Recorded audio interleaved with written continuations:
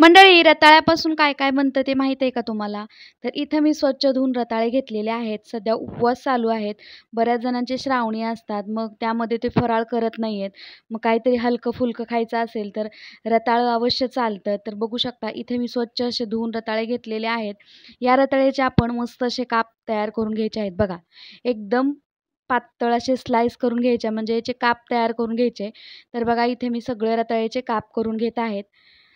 तर इथे बघा मी सगळ्या रताळ्याचे काप करून घेतले. रताळे अगोदर स्वच्छ धुवून घ्यायचे, नंतर त्याला धुत बसायचं नाही. तर इथे मी साल काढलेली नाही आहे, सालीसहित इथे सगळ्या रताळ्याचे काप करून घेतलेले आहेत. गॅसवरती आपण आता कढई ठेवलेली आहे. आता या अगोदर मी रताळ्याच्या भरपूर रेसिपी तुमच्यासोबत शेअर केलेल्या आहेत. त्याच्या सगळ्या लिंक तुम्हाला डिस्क्रिप्शन बॉक्समध्ये मिळतील. तर इथे गॅसवरती कढई ठेवली आणि कढईमध्ये आपण 2 चमचे तूप ओतलेलं आहे. तर आता तूप ओतून झालेलं आहे. एकदम भन्नाट आणि झटकीपट तयार होणारी रेसिपी आहे. उपवास आहे आणि भयंकर भूक लागली आहे, तर अशा वेळी काही सुचत नाही, तर पटकन असं करता येईल अशी ही रेसिपी आहे उपवासाची. त्यामुळे व्हिडिओ स्किप करू नका. व्हिडिओ शेवटपर्यंत नक्की बघा.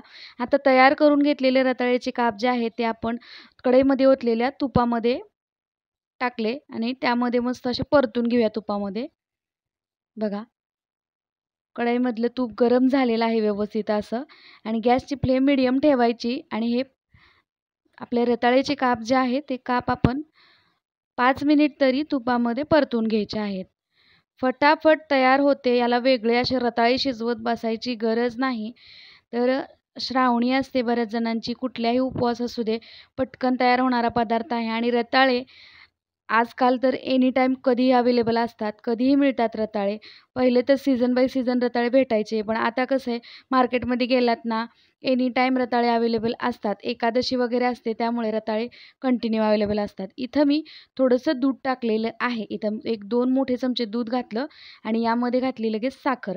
5 मिनटं हे काप आपण रताळ्याचे तुपामध्ये परतून घेतले. 5 मिनिट झाल्यानंतर यामध्ये अगदी थोडंसं दूध घातलं आणि त्यामध्ये घातली लगेच साखर. आता दूध आणि साखर यामध्ये घातल्यानंतर यातलं जे पाणी आहे ते सगळं रिलीज होतं.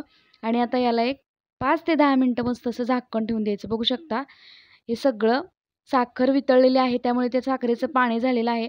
आणि यामध्ये ऑलरेडी आपण दूध घातलेलं आहे. आणि आपण जो रताळं शिजवतो त्याचंसुद्धा पाणी हलकंसं सुटतं. तर इथे बघू शकता 5-10 मिनटं आपण हे पाणी जे आहे ते आटवून घेतलेलं आहे या रताळ्यामधलं, आणि याला मस्त असं याच पाण्यामध्ये शिजवून घेतलेलं आहे. बघू शकता. तर इथे आपण भन्नाट असे मस्त रताळ्याचे काप झटपट कसे बनवायचे पाहतोय. बघा इथं रताळ्याचे काप तयार झालेले आहेत. 5 मिनिटासाठी अजून एक झाकण ठेवून दिलं होतं याला. 5 मिनिटामध्ये पाणी मॉइश्चर आटलं आणि रताळे मस्त असे शिजलेले आहेत. तर इथे आपले तयार झाले रताळ्याचे काप. यामध्ये वेलची पूड आणि ड्रायफ्रूट्स घालायचे आणि हे रताळ्याचे काप खाण्यासाठी तयार झालेले आहेत. तुम्हाला जर दूध घालायचं नसेल तर नाही घातलं तरी काहीच हरकत नाही. आपले जे रताळे आहेत ते मस्त असे शिजतात. हे काप जे आहेत ते शिजतात, त्यामुळे मी इथं थोडंसं दूध घातलेलं आहे. तर इथं मी गॅस बंद केला आणि आपले तयार झाले मस्त असे रसरशीत गोड रताळ्याचे काप. खूप छान लागतात, फटाफट तयार होतात आणि उपवासाच्या वेळेस भूक लागल्यानंतर काहीच कळत नाही. तर अशा वेळी नक्की ट्राय करा. आणि हो, एकादशी असो किंवा कुठलाही उपवास असो, सगळ्या उपवासाला चालणारे मी इथं रताळ्याचे काप कसे बनवायचे दाखवले. तुम्हाला हा पदार्थ कसा वाटला मला कमेंट करून नक्की सांगा. आणि हो, चॅनलवरती भरपूर असे उपवासाचे पदार्थ मी अपलोड केलेले आहेत. त्याच्या सगळ्या लिंक तुम्हाला खाली देते. डिस्क्रिप्शन बॉक्स नक्की चेक करा. आणि इथे मस्त असे रसरशीत आपले काप तयार झालेले आहेत.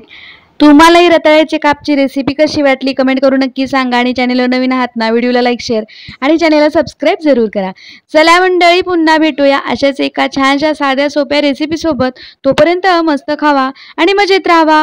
व्हिडिओ पाहिल्याबद्दल धन्यवाद.